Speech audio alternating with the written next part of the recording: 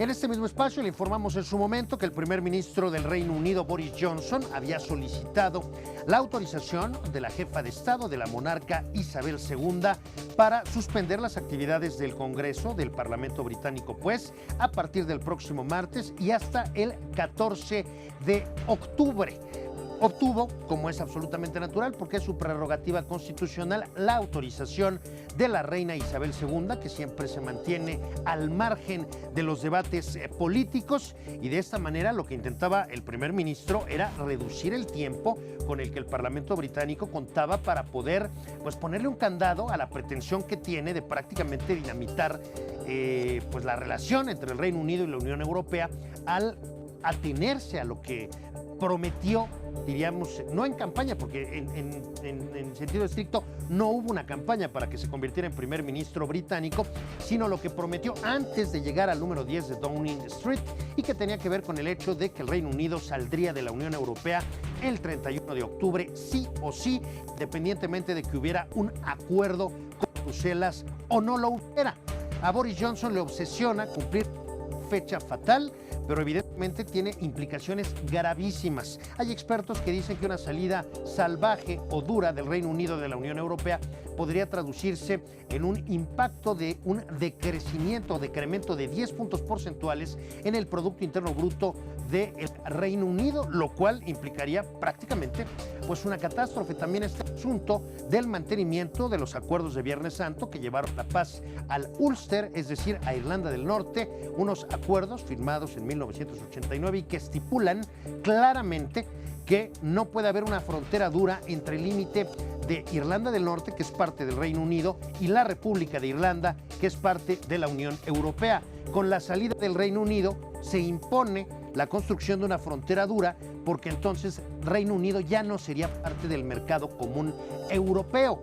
Hay una propuesta con la que la Unión Europea estaría relativamente cómoda, y esta tiene que ver con que hay un compromiso por parte del gobierno británico de que en Irlanda del Norte, muy a pesar de que es territorio británico, se sigan cumpliendo con la legislación y los requisitos impuestos por la Unión Europea a sus miembros para formar parte de este mercado común. Sin embargo, esto a Boris Johnson no le parece. El asunto es que, a pesar de sus triquiñuelas, a pesar de los trucos que ha utilizado para evitar que en el Parlamento se pueda construir una mayoría que le ponga un obstáculo a sus pretensiones, la realidad es que con el poco tiempo que se tiene ha sido suficiente para que desde ayer en el Parlamento de Westminster se esté discutiendo si se somete a aprobación o no un plan que haga ilegal una salida del Reino Unido de la Unión Europea sin existir un acuerdo con las autoridades de Bruselas. Por lo pronto, el día de hoy el Parlamento votó con un resultado de 328 legisladores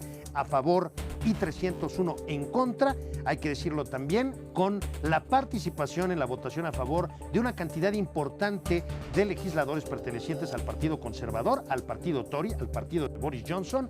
Votó que mañana miércoles van a discutir esta iniciativa de ley que le cerraría la posibilidad a salir de la Unión Europea sin un acuerdo a Boris Johnson a través de una legislación aprobada por el propio Parlamento. En las discusiones de todo esto, así defendió Boris Johnson su postura y así atacó esta iniciativa que pretende justamente ponerle un candado a cualquier salida de la Unión Europea que no cuente con un acuerdo previo con las autoridades comunitarias de Bruselas.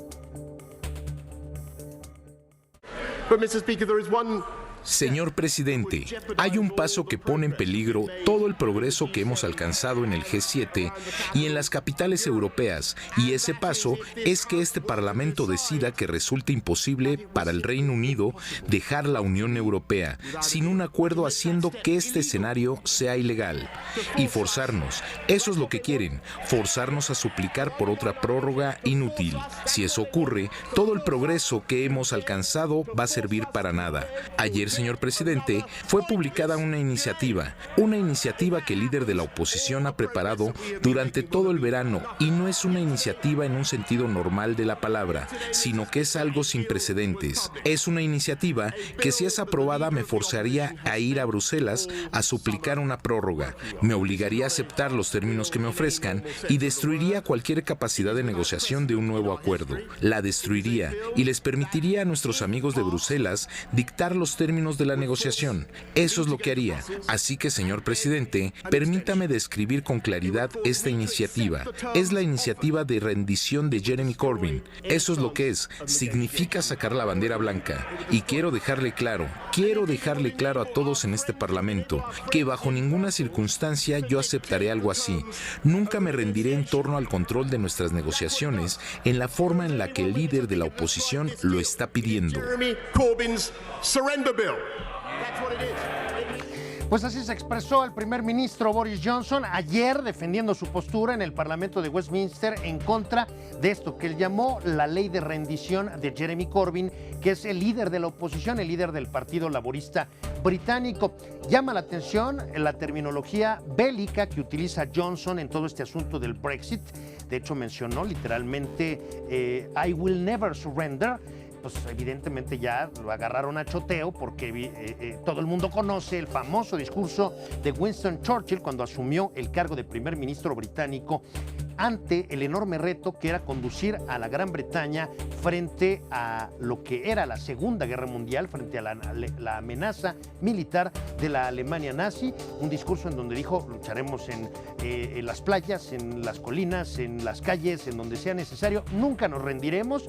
Bueno, pues a ver, en aquel entonces efectivamente estaba en riesgo la supervivencia, pero por una cuestión militar, de la independencia, la soberanía del Reino Unido. Era una guerra que tuvo 60 millones de muertos.